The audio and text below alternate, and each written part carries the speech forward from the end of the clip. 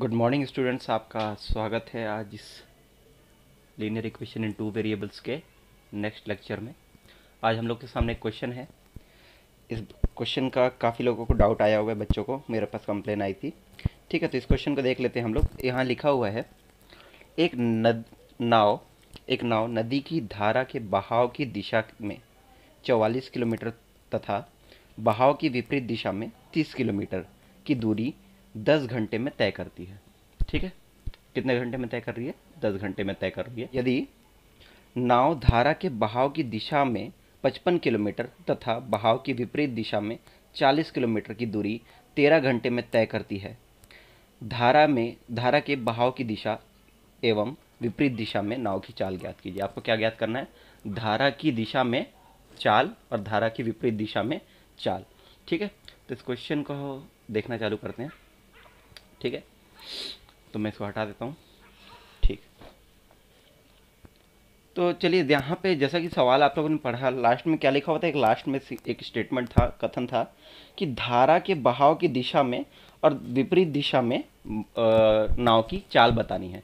मतलब आप हमेशा देख रहे हैं इस चैप्टर में एक्स और वाई हल कर रहे हैं। ठीक है, एक्स और वाई हल करने के बाद आपको क्या मिल रहा है? एक्स और वाई हल करने पे आपको सॉल्यूशन मिल रहा है, एक्स का मान, वाई का मान। तो यहाँ पे आपको क्या ज्ञात करना है? एक्स और वाई ज्ञात करना, और उसके माध्यम से क्या ज्ञात करेंगे आप ज्ञात करेंगे कि इसके चाल क्या है। चाल क्या है मतलब किस चाल से धारा की दिशा में और धारा की विपरीत दिशा में नाव चालन कर रही है। ठीक है, ओके। तो यहाँ पे एक्स और वाई आपको किसको लेना पड़ेगा? एक हो जाएगा धारा की दिशा में चाल हो जाएगा, और एक हो जाएगा धारा की विपरीत दिशा में चाल। ठीक है, तो चलिए चालू करते हैं। ठीक है, हल। माना कि धारा की दिशा में नाव की चाल, धारा की दिशा में, ध्यान रखेंगे इंग्लिश मीडियम वाले, धारा की दिशा को क्या बोलते हैं हम लोग? Down stream. ठीक है, इसी को क्या कहा जाता है? Down stream. ओके, तो धारा की दिशा में नाव की चाल क्या ले रहे हैं? एक्स किलोमीटर प्रति घंटा। एक्स किलोमीटर प्रति घंटा, वन तक भी एक्स किलोमीटर पर आवर। वैसे ही आपका धारा की विपरीत दिशा में, कौन सी दिशा में? विपरीत दिशा में नाव की चाल क्या हो जाएगी आपकी? y किलोमीटर, नहीं दिखाई दे रहा क्या?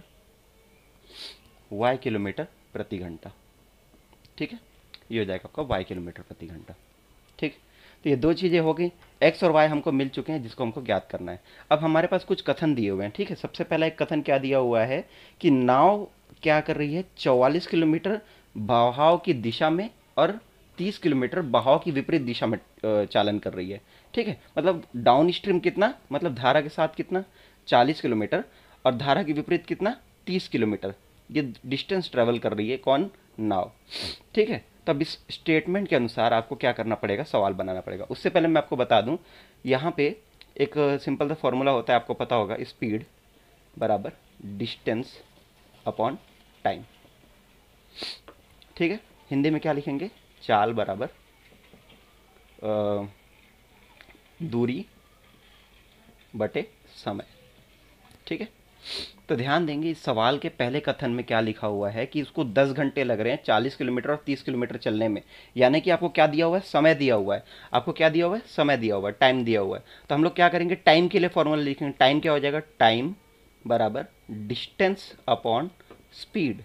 ठीक है, वैसे ही समय बराबर दूरी बटे चाल, आपका ये फॉर्मूला हो जाएगा। तो आपको क्या लेकर चलना है? इस टाइम के फॉर्मूले को लेकर चलना है। क्यों? क्योंकि हमको दिया हुआ है टाइम, है ना, 10 घंटे दिया हुआ है, 13 घंटे दिया हुआ है। तो कथन के अनुसार हमको क्या मिलेगा? स्टेटमेंट के अनुसार क्या मिलेगा? टाइम मिलने वाला है। ठीक है, तो अब मैं इसको मिटा रहा हूँ। ये फॉर्मूला आप लोग जानते हैं, सभी लोग, बेसिक फॉर्मूला है। ठीक है, लास्ट ईयर भी पढ़ा हुआ है। ओके, तो सवाल की तरफ पढ़ते हैं। प्रश्नानुसार, ठीक है,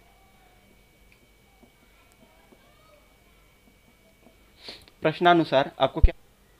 धारा की दिशा में चलने में लगा समय कितना होगा? आपने कितना दूरी तय की थी? 40 किलोमीटर पहले कथन के अनुसार, और आपकी धारा की दिशा में चाल की रफ्तार क्या है आपकी, x किलोमीटर प्रति घंटा, है ना। तो ये क्या हो गया, दूरी बटे स्पीड, है ना, दूरी बटे चाल बराबर क्या आ जाएगा, समय। तो आपको कितना समय लगा है 40 किलोमीटर तय करने में, वो कैसे पता चलेगा, 40 किलोमीटर बटे जो भी आपकी चाल रही होगी, तो किलोमीटर ऊपर में और नीचे में किलोमीटर पर आवर, तो ये किलोमीटर किलोमीटर कट जाएगा और ये आवर ऊपर आ जाएगा, ठीक है। तो इससे हमको क्या मिल जाएगा, आपका समय मिल जाएगा, किस में मिल जाएगा, आवर्स में मिल जाएगा, ठीक है। ये आपका आवर्स में समय आ जाएगा। वैसे ही धारा की विपरीत दिशा में, अब विपरीत दिशा में क्या होगा, 30 किलोमीटर का आपने चालन किया था, और आपकी चाल क्या रही होगी, y किलोमीटर प्रति घंटा, तो ये भी क्या आ जाएगा, आवर्स में टाइम आ जाएगा।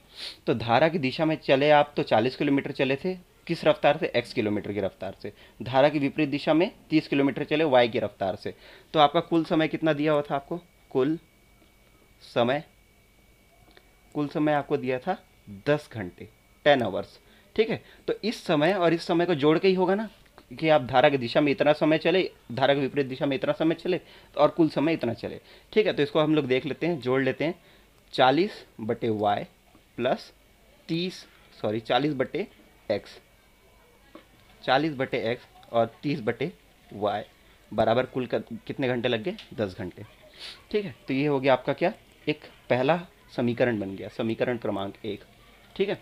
इसी प्रकार से अब समीकरण क्रमांक 2 की तरफ बढ़ेंगे, ठीक है।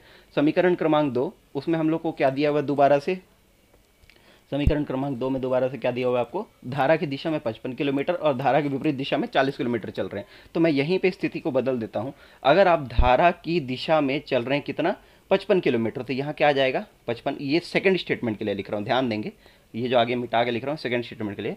धारा की दिशा में कितना चला अब आपने, 55 किलोमीटर, तो कुल समय कितना लगेगा, 55 किलोमीटर को x चाल से चलने में लगा हुआ समय ये आ गया।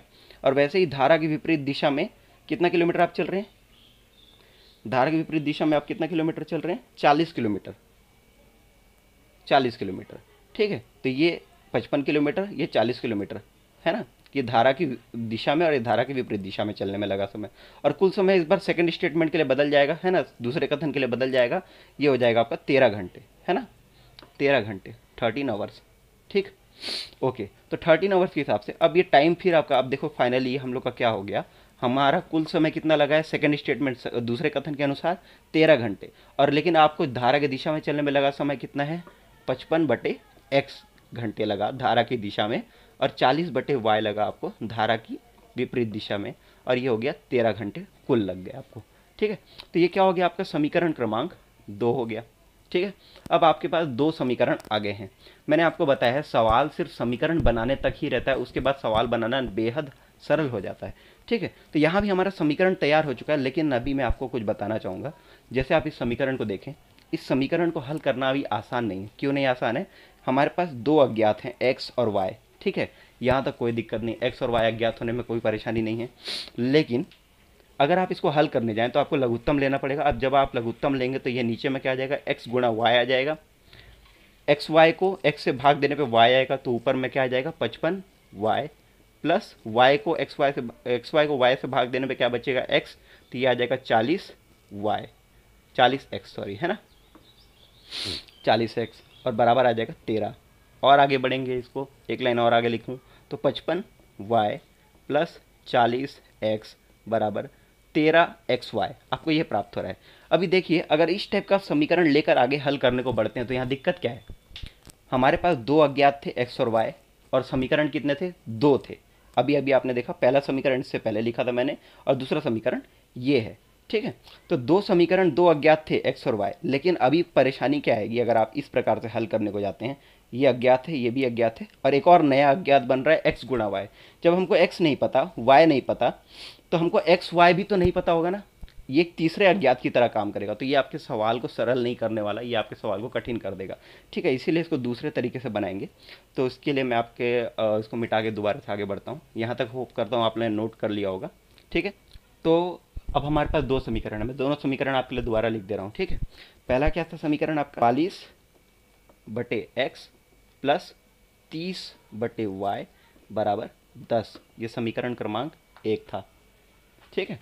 वैसे ही आपका दूसरा समीकरण क्या था, 55/x प्लस 40/y बराबर 13, ये आपका दूसरा समीकरण था। ठीक है, इन दोनों को सॉल्व करना थोड़ा जटिल हो जाएगा, इसलिए हम इनको थोड़ा सरल करके लिखते हैं। माना कि, है ना, माना कि लेट 1/x क्या हो जाएगा, u मान लो आप। 1/x को क्या मान लो, u, और वैसे ही 1/y को क्या मान लो, v। ठीक है, 1/x को क्या मान लो, u, 1/y को क्या मान लोगे, v। तो ये आपका जो अंश हर में है, ये कहाँ आ जाएगा, अंश में आ जाएगा। ठीक है, समीकरण में जो आपका अज्ञात हर में है वो कहाँ जाएगा, अंश में आ जाएगा। ठीक है, तो इससे फ़ायदा क्या होगा, आपको सवाल थोड़ा सरल दिखाई देने लगेगा, इसको हल करना थोड़ा सरल हो जाएगा। देखिए कैसे हो जाएगा, अगर आप 1/x को u रखते हैं और 1/y को v रखते हैं, तो यहाँ 44 गुणे 1/x है ना, इसको आप क्या समझ सकते हैं, 44 गुणा 1/x। तो 44 गुणा 1/x को क्या लिख सकते हैं, 1/x मतलब u, 44u प्लस 30v बराबर क्या हो गया, 10। समीकरण क्रमांक 3 मान लो। ठीक है, इसी प्रकार से 55 गुणा 1/x, 55/x मतलब 55 गुणा 1/x। तो 55 और 1/x को आप क्या लिख सकते हो, u प्लस 40v, ओके, बराबर 13। ठीक है, तो ये हो गया आपका समीकरण क्रमांक 4। अब इसको किसी भी एक विधि, चाहे ग्राफिकल मेथड, चाहे सब्स्टिट्यूशन, चाहे एलिमिनेशन, है ना, आप चाहे विलोपन, चाहे प्रतिस्थापन, चाहे आलेखीय विधि, किसी एक विधि से आप इन दोनों समीकरणों को हल कर लीजिए, तो 1/v मतलब v और u दोनों का मान आपको मिल जाएगा। u और v मिल जाता है तो आपको क्या मिल जाएगा, x और y भी मिल जाएगा। ठीक है, तो इस प्रकार सवाल सरल करना आसान हो जाएगा। चलिए मैं आपके लिए इसको हल कर देता हूँ आगे। ध्यान देंगे, विलोपन विधि का इस्तेमाल करने वाला हूँ। किसका, विलोपन का, यानी कि एलिमिनेशन मेथड का। एलिमिनेशन मेथड में क्या होता है, किसी एक अज्ञात को हम लोग एलिमिनेट कर देते हैं, किसी एक अननोन को हम लोग क्या करते हैं, एलिमिनेट कर देते हैं, हटा देते हैं समीकरण में, तो दूसरा अज्ञात जो होता है उसका मान मिल जाता है। तो यहाँ पे 30v दिख रहा है मुझे और यहाँ पे 40v दिख रहा है ना, तो ये मुझे थोड़ा सरल लग रहा है, v को हटा पाना सरल लग रहा है मुझे। तो मैं क्या करूँगा, ये 30v है तो यहाँ 40 का गुणा कर दूंगा पूरे समीकरण में, और ये 40v है तो यहाँ 30 का गुणा कर दूंगा पूरे समीकरण में, तो ये 1200 हो जाएगा और ये भी 1200 हो जाएगा। देखिए कैसे करते हैं, 44u प्लस 30v बराबर 10, और पूरे समीकरण को क्या करेंगे, गुणा 40 कर लेंगे। इसी प्रकार से 55u प्लस 40v बराबर 13, और यहाँ पे पूरे समीकरण को किससे गुणा करेंगे, 30 से गुणा करेंगे। ठीक है, ये कैसे आ रहा है ना, कैसे आ रहा है, क्यों आ रहा है, मेरा लक्ष्य ये है कि मैं इस v को हटाऊंगा। v को हटाने के लिए क्या करना पड़ेगा, दोनों समीकरण में v वाला जो मान होगा उसको बराबर करना है। तो यहाँ 30v है तो 40 से गुणा कर दिया तो ये कितना आ जाएगा, 1200v आ जाएगा। यहाँ 40v है तो इसको 30 से गुणा कर दिया तो क्या आ जाएगा, 1200v आ जाएगा। तो v और v बराबर आ जाएंगे। ठीक है, तो इसको हल करना सरल हो जाएगा।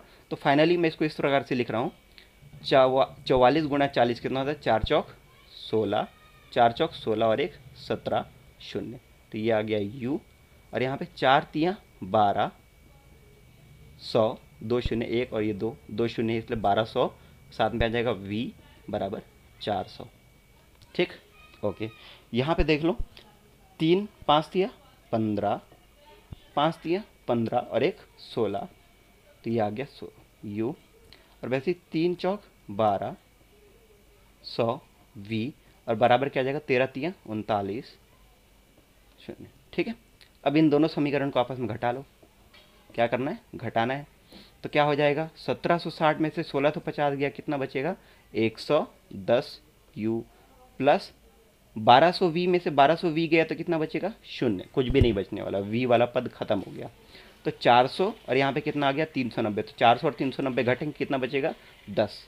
तो फाइनली आप लिख सकते हैं कि 110u बराबर 10। ठीक है, तो आपका u का मान क्या आ गया, u बराबर आपको क्या मिल जाएगा,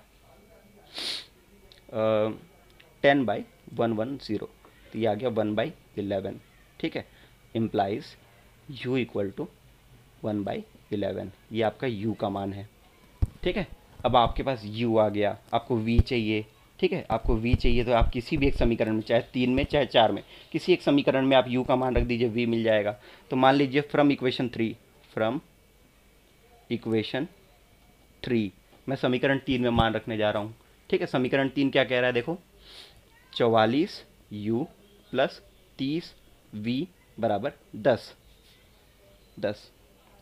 तो u की जगह मान रखना है, तो 44 गुणा 1/11 प्लस 30v बराबर 10। दिख रहा है बिल्कुल। तो 11 चौक 44, ये 4 बार में गया, 4 पक्षांतर होकर घट जाएगा। तो इसको आप समीकरण को आगे हल करेंगे, कैसे दिखेगा ये, 30v छूट जाएगा यहाँ पे, बराबर 4 पक्षांतर होगा दाएं तरफ, तो 10 - 4 कितना हो जाता है, 6। तो v का मान कितना आ गया आपका, 6/30 कितना आ जाता है, 1/5। क्या आ गया आपका, 1/5। ठीक है, ये हो गया 1/5। ये किसका वैल्यू है, v का। ठीक है, अब हमारे पास u है, v है। ठीक, u है, v है। तो फाइनली इसको मैं एक्सप्लेन करने के लिए आपको यहाँ लिख दे रहा हूँ, थोड़ी सी जगह बची हुई है मेरे पास। तो अगर u बराबर 1/11 है, ठीक है, तो u क्या था आपका, u क्या था, 1/x। तो 1/x बराबर 1/11 हुआ ना, 1/11, मतलब x बराबर क्या आ गया, 11। ठीक है, और वैसे ही v बराबर कितना दिया हुआ था, 1/5, है ना। लेकिन v क्या होता है, v क्या होता है, 1/y, मतलब कि आ गया कितना, 1/5। तो y का मान कितना आ गया, 5। ठीक है, तो x आपका 11 किलोमीटर प्रति घंटा और y आपका 5 किलोमीटर प्रति घंटा, है ना। इसका मतलब क्या है कि धारा की दिशा में कौन से चाल से गति कर रहा है, 11 किलोमीटर प्रति घंटा से, और धारा की विपरीत दिशा में कौन से चाल से गति कर रहा है, 5 किलोमीटर प्रति घंटा से। ठीक है, तो आई होप ये क्वेश्चन आपको समझ में आ गया होगा। अभी यहाँ पे कुछ भी नहीं था हमारे पास, सवाल में 2 कथन दिए हुए थे, दोनों कथन से हमने 2 समीकरण बनाए, पहला समीकरण, दूसरा समीकरण। समीकरण हल करना जटिल हो रहा था, इसलिए 1/x को क्या ले लिया, u, और 1/y को क्या ले लिया, v। ठीक है, तो 44u प्लस 30v बराबर 10, ये इस समीकरण के लिए आ गया। 55u प्लस 40v बराबर 13, ये इस समीकरण के लिए आ गया। इन दोनों समीकरण को विलोपन विधि से सॉल्व कर लिया है। ठीक है, यहाँ पे विलोपन विधि सॉल्व करने पे v एलिमिनेट हो जाएगा, आपका u का मान आ जाएगा।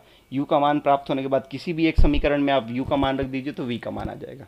ठीक है, तो u और v दोनों आने के बाद मैंने इस रिलेशन से क्या किया, x और y का मान ज्ञात कर लिया। ठीक है, तो यहाँ पे धारा की दिशा में कौन सी रफ्तार है, x किलोमीटर प्रति घंटा, मतलब कि 11 किलोमीटर प्रति घंटा, और धारा की विपरीत दिशा में कौन सी रफ्तार है, 5 किलोमीटर प्रति घंटा। ठीक है, ओके। तो आई होप ये क्वेश्चन आपको समझ में आ गया है। कोई डाउट हो तो इस क्वेश्चन को थोड़ा धीमे करके रिपीट करके देखेंगे। ठीक है, ओके। इंग्लिश मीडियम वाले ध्यान देंगे। एक क्वेश्चन है आपके सामने, the cost of 15 kg T and 17 kg coffee is ₹183। The cost of 25 kg T and 13 kg coffee is 213 rupees. What will be the cost of 7 kg tea and 1 kg coffee? ठीक है, तो इस question में आपको directly सवाल नहीं पूछ रहा है, इनडायरेक्टली पूछ रहा है। क्या पूछ रहा है, 7 kg टी और 1 kg कॉफ़ी का कीमत क्या होगा। ठीक है, आपको 2 स्टेटमेंट दिए हैं, 2 कथन दिए हुए हैं, cost of 15 kg T and 17 kg coffee and cost of 25 kg T and 13 kg coffee. ठीक है, तो यहाँ पे डाटा सफिशिएंट है, आराम से बन जाएगा सवाल। तो मैं आपको सिर्फ यहाँ पे इक्वेशन फॉर्म करने तक बताऊंगा, यानी कि समीकरण बनाने तक बताऊंगा। उसके अलावा आगे आप लोग किसी भी एक विधि से, किसी भी एक मेथड से, एलिमिनेशन, सब्स्टिट्यूशन या फिर ग्राफिकल, किसी भी एक मेथड से इसको सॉल्व करके फाइंड आउट कर लेंगे। एक्स और वाई एक बार मिल गया तो उसके बाद आपको क्या करना है, 7 kg टी और 1 kg कॉफ़ी का कीमत आपको बताना है। ओके, तो इसको देख लेते हैं। Let cost of tea equal to x rupees per KG. ठीक है, वैसे ही cost of coffee equal to y rupees per KG. Alright, okay. तो अब हमारे पास क्या है, पहला क्या, कंडीशन 1 है ना, पहला कंडीशन 1 है। पहला कंडीशन में क्या बोल रहा है, 15 kg T and 17 kg coffee का कितना 15 kg टी आपको दिया हुआ है, 15 kg टी और 1 kg का क्या रेट है, x रुपीज़ है, और वैसे 17 kg कॉफ़ी और 1 kg का क्या रेट है, y रुपीज़ है। तो आपका कितना आ गया, टोटल कितना दिया हुआ है आपको, 183 रुपीज़। ओके, 15 किलो चाय और 17 किलो कॉफ़ी का रेट कितना दिया हुआ है, 183। इसी प्रकार से तो इसको लिखो equation, 15x plus 17y equal to 183। ये हो गया इक्वेशन नंबर 1। ठीक है। वैसे ही आपका कंडीशन 2 दिया हुआ है, कंडीशन 2, कंडीशन 2 क्या बोल रहा है, the cost of 25 kg T and 13 kg coffee is 213 rupees. तो आपको कितना बोला, 25 kg टी, 25 kg टी है तो 1 किलो टी का क्या रेट है, एक्स है, तो 25 इंटू एक्स हो जाएगा टोटल टी का कॉस्ट। और वैसे ही दूसरा क्या बोल रहा है, 13 kg कॉफ़ी है, तो 13 kg कॉफ़ी है और वाई रुपीज़ पर के जी है, तो 13 kg कॉफ़ी का क्या हो जाएगा, 13 इंटू वाई, और ये टोटल दोनों का सम कितना आ रहा है, 213 रुपीज़, 213 रुपये आ रहा है। ऑल राइट, तो यह 25x प्लस 13y बराबर आ गया 213 रुपीज़। ठीक है, तो ये हो गया समीकरण नंबर 2 यानी कि इक्वेशन नंबर 2। तो अभी आपके पास दो इक्वेशन है, 15x plus 17y equal to 183, 25x plus 13y बराबर 213। इन दोनों इक्वेशन को सॉल्व कीजिए, उसके बाद आपको क्या मिल जाएगा, एक वैल्यू मिल जाएगी x की, एक वैल्यू मिल जाएगी y की। ठीक है, x मिल गया, y मिल गया। तो अब आपके पास लास्ट स्टेटमेंट क्या दिया हुआ है, लास्ट स्टेटमेंट पढ़ो, what is asked to you, है ना, आपको क्या पूछा है, cost of 7 kg tea plus 1 kg coffee. ठीक है, 7 किलो चाय और 1 किलो कॉफ़ी, यानी कि 7 kg टी और 1 kg कॉफ़ी का रेट आपको बताना है, कॉस्ट बताना है कितना पड़ेगा। तो साफ बात है, 7 kg टी है और 1 kg का कॉस्ट क्या होता है, एक्स, और वैसे ही 1 kg कॉफ़ी है, 1 kg कॉफ़ी का रेट क्या होता है, वाई। तो ये आपको आ जाएगा टोटल जो भी अमाउंट है आपका, है ना। तो कुछ नहीं करना, एक्स और वाई फाइंड आउट करो, यहाँ पे रख दो, आपका सॉल्यूशन आ जाएगा। ठीक है, तो ये दो इक्वेशन है, दो अननोन है, दो इक्वेशन 15x प्लस 17y बराबर 183, 25x प्लस 13y बराबर 213। तो two equations, two unknown, find कर सकते हैं, बड़ी इजी आप लोग इसको। ठीक है, ये एक्स और वाई मिलने के बाद यहाँ सब्सटीट्यूट करो, हो गया सॉल्यूशन। ठीक है, all right friends, question number 8 पढ़िए। दो संख्याओं का योग 25 तथा उनके व्युत्क्रमों का योग क्या दिया है, 1/4 है, संख्याएं ज्ञात कीजिए। ठीक है, आपको बोल रहा है sum of two digits is 25 and sum of their inverses is equal to 1/4। ठीक है, तो आपको बताना है कि संख्या क्या क्या होगी, है ना। मान लो पहली संख्या x है, दूसरी संख्या y है, और x और y का एडिशन कितना दिया हुआ है, योग कितना दिया हुआ है 25, और 1/x प्लस 1/y का एडिशन कितना दिया हुआ है 1/4। ठीक है, तो इस प्रकार से आपको x और y का वैल्यू फाइंड आउट करना है। ठीक है, इस क्वेश्चन को आगे देखते हैं, हिंदी इंग्लिश मीडियम दोनों के लिए कॉमन रहेगा ये सॉल्यूशन मेरी तरफ से। ठीक है, आगे बढ़ते हैं।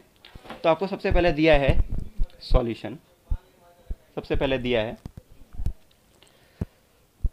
सम ऑफ टू नंबर्स, है ना, sum of two numbers equal to 25, है ना। और वैसे ही आपको क्या दिया है, सम ऑफ इनवर्स, या ऐसे बोलूँ मैं, दोनों संख्याओं के व्युत्क्रमों का योग कितना दिया है, 1/4। ठीक है, तो ये आपको दिया हुआ था गिवन डेटा, ये आपको दिया गया है जानकारी, है ना। अब हम लोग क्या करेंगे, लेट यानी कि सपोज करेंगे। ठीक है, let the first number be x, दूसरी संख्या क्या हो जाएगी, दूसरी संख्या बराबर y। ठीक है, तो आप कथन अनुसार, स्टेटमेंट अनुसार, अकॉर्डिंग टू क्वेश्चन आप क्या कह सकते हो, सम ऑफ टू नंबर्स, है ना, sum of two numbers equal to sum of two numbers equal to x plus y बराबर कितना दिया हुआ है 25, और वैसे ही क्या दिया हुआ है, एडिशन ऑफ दोनों संख्याओं के व्युत्क्रमों का योग, व्युत्क्रमों का योग कितना दिया हुआ है, 1/x का प्लस 1/y का एडिशन कितना दिया हुआ है आपको, 1/4। ठीक है, तो इस टाइप के सवाल को हल करने के लिए मैं आपको जो तरीका बताने जा रहा हूँ उस पर ध्यान देंगे। ठीक है, आपको सबसे पहले x प्लस वाई दिया हुआ है। ठीक है, 1/x और प्लस 1/y आपको दिया हुआ है। ठीक है, तो इस टाइप के क्वेश्चन को कैसे सॉल्व किया जाएगा, आपको कोई ना कोई आइडेंटिटी यूज़ करनी पड़ेगी। ठीक है, आइडेंटिटी यानी कि आपको पढ़ाया गया होगा, जैसे x प्लस वाई का whole square, x minus y का whole square, x square minus y square, ये क्या होता है, ठीक है। इस टाइप के किसी भी एक आइडेंटिटी का इस्तेमाल आपको करना होगा इस टाइप के सवाल को बनाने के लिए, ठीक है। तो हम लोग देखते हैं, पहले बेसिक चीज़ आपको मैं बता दूं। बेसिक क्या है, ध्यान देंगे, ये आपको अलग से बता रहे हैं। बेसिक क्या कहता है, एक फॉर्मूला, आपको एक फॉर्मूला पता होगा, x प्लस वाई का होल स्क्वायर क्या होता है, x square plus y square plus 2xy होता है क्या, ओके। वैसे ही x माइनस वाई का होल स्क्वायर बराबर x square plus y square minus 2xy, ये भी आपको पता होगा, ठीक है। तो अभी मुझे बताइए, x square plus y square, x square plus y square दोनों जगह पे है, ठीक है। तो मैं क्या इस समीकरण को, इस वाले को दोबारा ऐसे लिख सकता हूँ क्या, x square plus y square, सिर्फ इतने को लिया मैंने, इसको इस तरफ पक्षांतर कर रहा हूँ, क्या हो जाएगा, x माइनस वाई का होल स्क्वायर प्लस 2xy हो जाएगा क्या, ऐसे लिख सकते हैं। इस आइडेंटिटी को ऐसे लिखा जा सकता है, x माइनस वाई का होल स्क्वायर बराबर x square plus y square minus 2xy, और यहाँ पे x square plus y square बराबर x माइनस वाई का होल स्क्वायर प्लस 2xy, ठीक है। अब मेरे पास x square plus y square की वैल्यू है, x square plus y square का मान है, इसको मैं क्या करूँगा, यहाँ पर डाल दूंगा, ठीक है, यहाँ पर डाल दूंगा। तो क्या हो जाएगा, देखो ध्यान देंगे, इस तरफ आ जाइए। तो ये आपका क्या हो जाएगा, एक्स प्लस वाई का होल स्क्वायर बराबर x square plus y square, इसके जगह पे क्या लिख सकता हूँ मैं, ये लिख सकता हूँ क्या, x square plus y square की जगह क्या लिख सकता हूँ, एक्स माइनस वाई का whole square plus 2xy plus ये वाला 2xy, ठीक है। X square plus y square की जगह इतना आ गया, और ये वाला लास्ट में ये आ गया, ठीक है, ये। तो अब यहाँ पे देख लो, x प्लस वाई का होल स्क्वायर बराबर x माइनस वाई का होल स्क्वायर प्लस 4xy, ठीक है। फाइनली ये आपको हिंट में भी दिया हुआ है, ठीक है, ये हिंट में आपको दिया हुआ है, आपको इसका यूज़ करना है। अब आप सोच सकते हैं इसको ही क्यों दिया गया, आपको यही क्यों दिया गया है, ठीक है। सबसे पहले आपको दिया x plus y equal to 25, तो x प्लस वाई हमारे पास है, यहाँ पे यूज़ कर पाएंगे। x माइनस वाई हमारे पास नहीं है, तो ये हमको चाहिए होगा, ठीक है। अगर हमको दो इक्वेशन मिल जाए, दो इक्वेशन कैसे मिल जाए, पहला एक x प्लस वाई वाला इक्वेशन मिल जाए और एक x माइनस वाई वाला इक्वेशन मिल जाए, तो यहाँ पे y और y एलिमिनेट हो जाएगा, क्या y और y कैंसिल आउट हो जाएंगे, सिर्फ x बचेगा। तो इससे क्या कर सकते हैं, हम मान ज्ञात कर सकते हैं x का, वैसे ही x ज्ञात होने के बाद y ज्ञात कर सकते हैं, ठीक है। तो ये फाइंड आउट करने के लिए हम लोगों को इस टाइप के फॉर्मूले का इस्तेमाल करना पड़ेगा। इस क्वेश्चन को सॉल्व करने के बाद आपसे दो और क्वेश्चन बन जाएंगे इसके बाद के, ठीक है।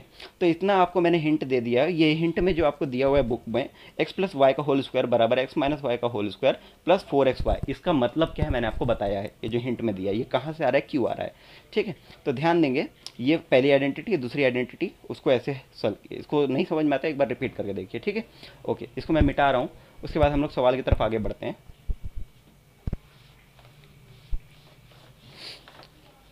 तो इस क्वेश्चन पे ध्यान देंगे, मैं इसी चीज़ को आगे बढ़ा रहा हूँ, 1/x प्लस 1/y, इसको सॉल्व करते हैं थोड़ा आगे। तो इसको क्या कर सकता हूँ मैं, लघुत्तम ले सकता हूँ क्या, x गुणा y, एलसीएम ले सकते हैं, x into y, x into y को भाग देंगे x से तो क्या बचेगा y, ऊपर में आ जाएगा y, प्लस y को भाग x plus x into y को y से भाग देंगे तो क्या आ जाएगा x, बराबर कितना आ गया 1/4, ठीक है। तो यहाँ पे x प्लस वाई या y प्लस x, इसका मतलब क्या होता है, x प्लस वाई तो यही है ना, x प्लस वाई दिया हुआ है, तो मैं यहाँ पे लिख सकता हूँ ये 25 अपॉन में x इंटू वाई बराबर 1/4। ध्यान देंगे x प्लस वाई यहाँ पे आ गया है, x प्लस वाई हमारा यही वैल्यू होता है, ठीक है। 25 दिया हुआ है हमको, तो मैं इसको ऐसे लिख सकता हूँ। अभी ट्रांसफ़र कर लो, एक्स वाई इधर चला जाएगा और ये 4 इधर चला जाएगा, ट्रांसफ़र करने पे क्या आ जाएगा, 4 इंटू 25 मतलब 100, और यहाँ पे x इंटू वाई, ठीक है, x इंटू वाई। तो एक्स वाई का वैल्यू क्या आ गया 100, इससे क्या हो गया आपका एक्स वाई का वैल्यू आ गया 100। पहले आपके पास था x प्लस वाई बराबर 25, अब आपके पास है x इंटू वाई बराबर 100, दो चीज़ें आपको मिल गई। अभी आप पीछे से जाके देखेंगे जो मैंने आपको हिंट दिया हुआ था, ठीक है, उस हिंट में ये फिट बैठ रहा है या नहीं बैठ रहा है ना, उस हिंट में फिट बैठ रहा है या नहीं बैठ रहा। तो एक चीज़ है, इसको आप साइड में नोट करके रख लीजिए, x इंटू वाई कितना आ गया आपका, एक्स वाई बराबर आपका आ गया है 100, और वैसे ही आपका x प्लस वाई कितना दिया हुआ है आपको 25। ये दो चीज़ें आपके पास हैं डेटा, मैं मिटा रहा हूँ, सवाल की तरफ आगे बढ़ते हैं, ठीक है।